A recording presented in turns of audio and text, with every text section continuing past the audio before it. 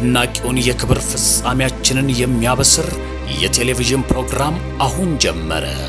የምስራች ኢየሱስ በቶሎ ይመጣል። ሰላም ቤተሰቦች እንዴት አላችሁ? አገልጋይ ያሬድ ነኝ። እግዚአብሔር ጸጋና ሰላም ከሁላችን ጋር ይሁን። ዛሬ እንግዲህ በመዝሙረ ዳዊት መዝሙር 16 ቁጥር 11 ላይ የእግዚአብሔር ባሪያ ዳዊት በተናገረው ቃል ነው መልእክቱን የማስተላልፍላችሁ። ቃሉ ምንድነው የሚለው? የሕይወትን መንገድ አሳየኸኝ ይላል። ከፊት ጋር ደስታን አጠገብከኝ በቀኝም የዘላለም ፍስሐ አለ ይላል።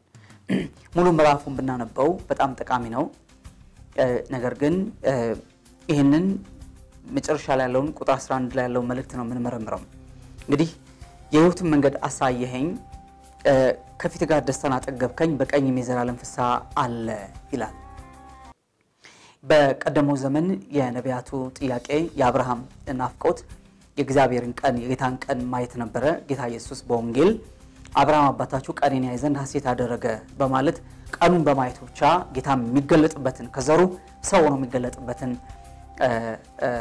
ቀን በማየቱ ሐሴት እንዳደረገ እንመለከታለን። እግዚአብሔር ባሪያ ሙሴ በዘመኑ ከተነሳ በኋላ መንገድን አሳየኝ እያለ ሲለምን እግዚአብሔርን እንመለከተዋለን። እና ዳዊትም እንደዚሁ የሕይወትን መንገድ አሳየኸኝ በማለት ስለ ሕይወት መንገድ ይናገራል ማለት ነው። ከዛም ከፊት ጋር ደስታን አጠገብከኝ ይላል።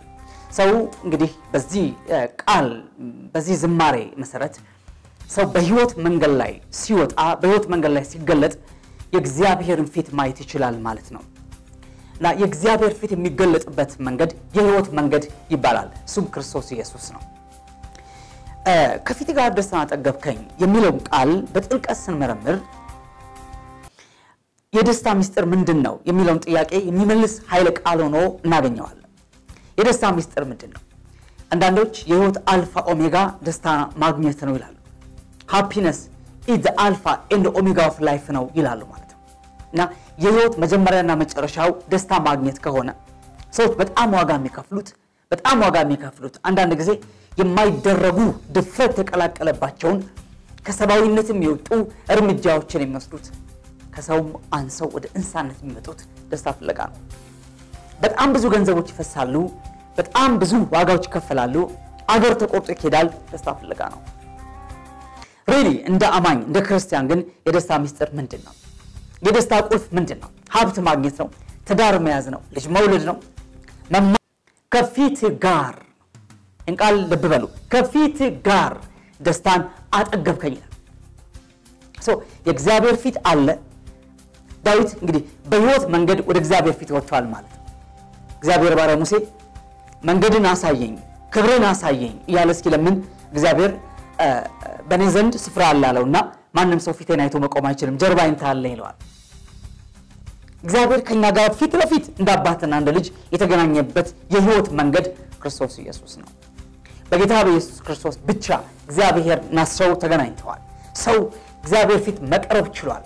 ወደ እግዚአብሔር ክብር እና ህልውና መግባት ችሏል።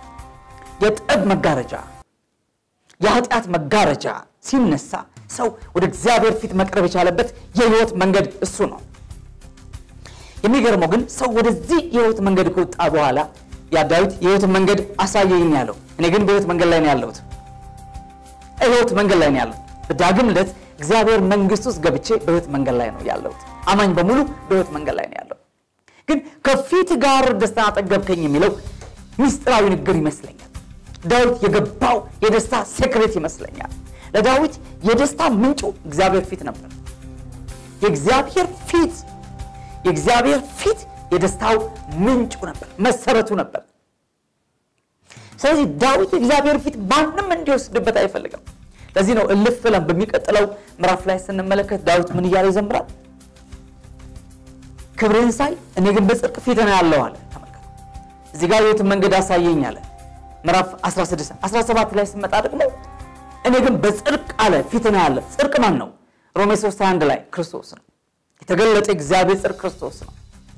ከክርስቶስ የተነሳ በክርስቶስ ሆኖ ወደ እግዚአብሔር መቅረብ እግዚአብሔርን ፊት ማየት እንደቻለ ይናገራል።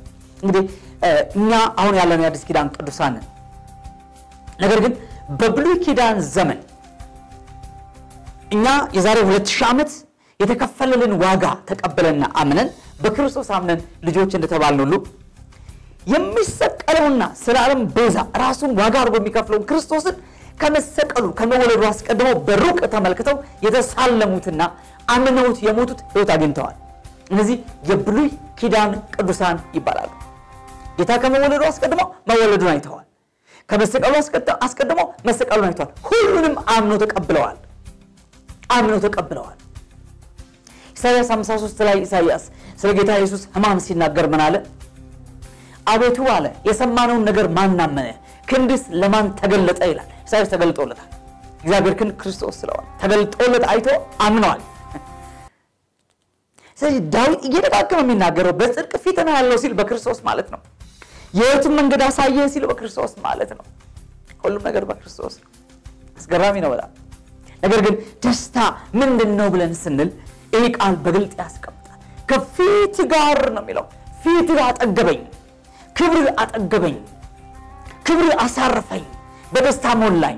ከዛ በኋላ ግን ሌሎች ደስታዎችን ሞላብኝ ነው የሚለው። ከፊት ጋር ነው የሚለው። ሰው ከፊት ውጪ ደስ ይለው ይችላል። ጊዜያዊ ነው፣ ጠፊ ነው፣ ኃላፊ ነው። በአመጽ ባጢአት ነው የተደሰተው ማለት። ከፊቱ ጋር ግን እግዚአብሔር ደስታን ያጠግባል። አንተ ፊቱን ፈልግ እንጂ እግዚአብሔር ደስታን ያጠግባል። በትዳር ደስታ፣ በልጆች ደስታ፣ በእጅ ስራ ደስታ እግዚአብሔር ያጠግባል። ግን ከፊቱ ውጪ አይደለም፣ በፊቱ ነው ደስታ ያለ ማለት ነው። እግዚአብሔር አብርሃም እንዲህ አለው፣ በፊቴ ተመላለስ ፍጹምም ሆን፣ ቃል ኪዳኔን ካንተ ጋር አደርጋለሁ እጅግም አበዛሃለሁ አለው። ሁሉ በእግዚአብሔር ፊት እንዲኖር ተጠርቷል። ሰው ከእግዚአብሔር ፊት ሲጠፋ ደስታው ምናምንቴ ይሆናል፣ ተራ ይሆናል፣ በሚበላ በሚጠጣ ይደሰት ይሆናል። በጣም ጊዜያዊ አላፊ ጠፊ ደስታ ይሆናል። ሐዋርያ ጳውሎስ ለመጨረሻው ዘመን ሲናገር ሁለተኛ ጢሞቴዎስ ምዕራፍ 3 ቁጥር 1 ላይ በመጨረሻው ቀን የሚያስጨንቅ ዘመን ይመጣልና ሰዎች ራሳቸውን የሚወዱ ይሆናሉ አለ። ራስ ወዳድነት እንዴት ይገለጣል? ራስ ወዳድነት በምን ይገለጣል ሲባል ከእግዚአብሔር ይልቅ ተድላን የሚወዱዋል። ሰዎች ተድላ ይፈልጋሉ፣ ግን ከእግዚአብሔር ውጭ ነው ተድላ የሚፈልጉት። ከጎተው ከጸጋ ጎለው ከክብር ጎለው ከፊቱ ጠፍተው ደስታን ይፈልጋሉ፣ ተድላን ይፈልጋሉ። ስለዚህ በአመጽ ደስ ይላቸዋል፣ በግፍ ሊያጠፋቸው ማለት ነው። እንደ አማኝ የደስታ ምስጢር ግልጽ ነው ለኛ። ሁሉ ጊዜ በጌታ ደስ ይበላችሁ። ደግሜ እላለሁ ደስ ይበላችሁ። ገርነታችሁ ለሰው ሁሉ ይታወቅ። ፊልጵስዩስ 4:4 ሁሉ ጊዜ ከፊት ጋር ደስታን አጠገብከኝ። ሁሉ ጊዜ በጌታ ደስ ይበላችሁ የሚለው ጳውሎስና የአዲስ ኪዳኑ የብሉይ ኪዳኑ ከፊት ጋር ደስታን አጠገብከኝ የሚለው ዳዊት አንድ ናቸው። ለምን? ዳዊት የእግዚአብሔርን ፊት በምድረ በዳ ፈለኩ አየው አለ። በአልጋዬ ላይ ፈለኩ አየው አለ። በመቅደስ ፈለኩ ተመለከትኩ አለ። ዳዊት በመቅደሱ፣ ዳዊት በአልጋው፣ ዳዊት በስደቱ ምድረ በዳው እግዚአብሔርን ፊት የሚፈልግ ሰው ነው። ይሄ ነው ሁሉ ጊዜ በጌታ ደስ ይበላችሁ ማለት ይሄ ነው። ግን ለአንዳንዶች መንፈሳዊነት ሞኝነት ነው። ለአንዳንዶች በጌታ መሆን ሞኝነት ነው። ጥቅም የለውም። ስማርት መሆን ይሻላል። ስማርት ትውልዱ እንደዚህ ነው። ሰው በጌታ መሆኑ የሚያገኘው ደስታ ያለ ወጭ፣ ያለ ገንዘብ፣ ያለ ኪሳራ፣ ያለ ሐዘን፣ ያለ ጸጸት፣ ያለ ጉዳት፣ ያለ ጥፋት፣ ያለ ሞት በደስታ ይሞላል። ለምን? ከፊቱ ጋር እግዚአብሔር ደስታን ይጨምራል። በፊቱ ትጠግባለህ። እዛ ላይ ነው ደስታ ምንጭ። ከዛ ጋር ደስታ ይጨመርላችኋል። ግን ሰው በእግዚአብሔር ደስ ካላለው በምን ደስ ይለው ይችላል? አንዳንዴ የምንፈልገው እግዚአብሔር ነው ወይስ የእግዚአብሔር ነው የምንፈልገው? እንዲህ ቢያደርግልኝ ደስ ይለኝ ነበር፣ እንዲህ ቢያደርግልኝ ደስ ይለኝ ነበር፣ እንዲህ ቢሰራል ካልን በእግዚአብሔር አልረካንም፣ አላረፍንም፣ አልጠገብንም ማለት ነው። ሌላ ነገር ሰጥቶን እንዲያስደስተን እየፈለግን ነው። ይሄ በጣም ሞኝነት ነው። በጣም የዋደሰ ወገኖች፣ በእግዚአብሔር ያልተደሰተ ሰው እግዚአብሔር በሚሰጠው ስጦታ መደሰት ከፈለገ ስጦታውን ከሰጪው ያስበለጠ ነው ያለው። ለአንዳንዶች እግዚአብሔር መምሰል ማትረፊያ የመስላቸው ሰዎች አሉ ይላል። በእርግጥ እግዚአብሔር መምሰል ኑሮ ይበቃኛል ለሚለው ሰው እጅግ ማትረፊያ ነው ይላል። ለምን? እግዚአብሔር በየትኛውም የኑሮ ሌቭል ላይ ብትሆን ደስታ ከሆነ ደስታ ነው፣ በቃ አለቀ። ምናልባት በጣም በተደላደለ ኑሮ እስከሚኖሩ ሰዎች በጌታ ይሆንከውና ምናልባት ዛሬ እንዲህ ነው የሚባል የኑሮ ደረጃ ላይ የሌለው አንተ ጥፍ ደስታ ይኖርህ ይችላል። በእርግጥ እግዚአብሔር የደስታ ምንጭ ነው። ከሞት ከመዳን በላይ የዘላለም ሕይወት ከመቀበል በላይ ለሰው የደስታ ምንጭ የለም። ያ ደግሞ በክርስቶስ ደም ታትሞ ተሰጥቷል። ይህን ተቀበለ ካልተደሰት ወርቅ ቢፈስልህ ለተደሰት አትችልም። ብዙዎች ደስታ አገኘን ብለው ማይፈነቅሉ ድንጋይ የለም፣ ማይከፍሉት ዋጋ የለም። ነገርን ሲያገኙት ያረጅባቸዋል፣ ሌላ ደስታ ይፈልጋሉ። ሲያገኙት ያረጅባቸዋል፣ ሌላ ደስታ እያሉ ሰው ወደ እንስሳነት ይወርዳል። መጨረሻ ላይ በጣም የሚያሳዝነው ሰው ምስኪን ነው። በጣም እንዲህ እንዳይሆን ከፊቱ ጋር ብቻ ደስታ አለ። ጸጸት የለበትም፣ በዚህ ደስታ ሐዘን የለበትም፣ ስብራት የለበትም፣ ጉዳት የለበትም፣ በደል የለበትም፣ አመጽ የለበትም፣ እርኩሰት የለበትም። ፊቱ በደስታ ይሞላል። ስትወጣ ነገሩ በሙሉ ያስደስታል ማለት ነው። አንተን ለማስደሰት ፍጥረት ይረባረባል። እውነት ነው ይሄ እውነት። ለምን ጠግባህ ለወረ ደስታ አትፈልግም። አሁን ተጨማሪ ነው የሚመጣልህ። በላይ ይጨምራል ማለት። እግዚአብሔር ይባረክ። እንደዚህ ለመሆን ጠርተናል። ሕይወትን ቀለል አድርጎ መኖር። ለደስታ የሚከፈል ዋጋ የለም።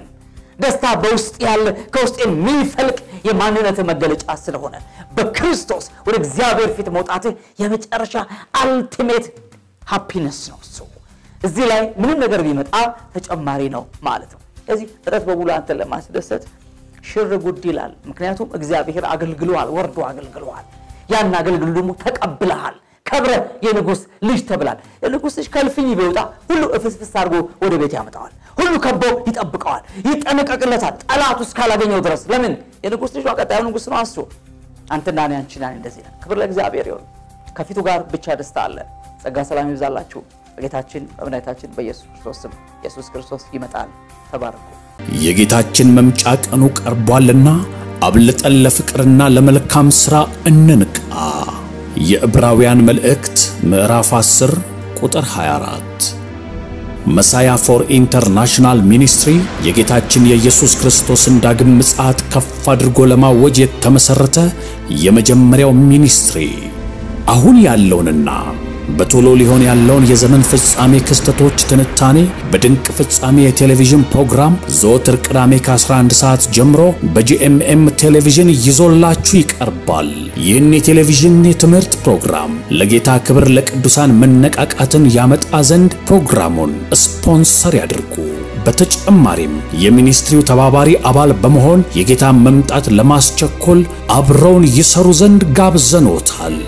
የምስራች ኢየሱስ በቶሎ ይመጣል።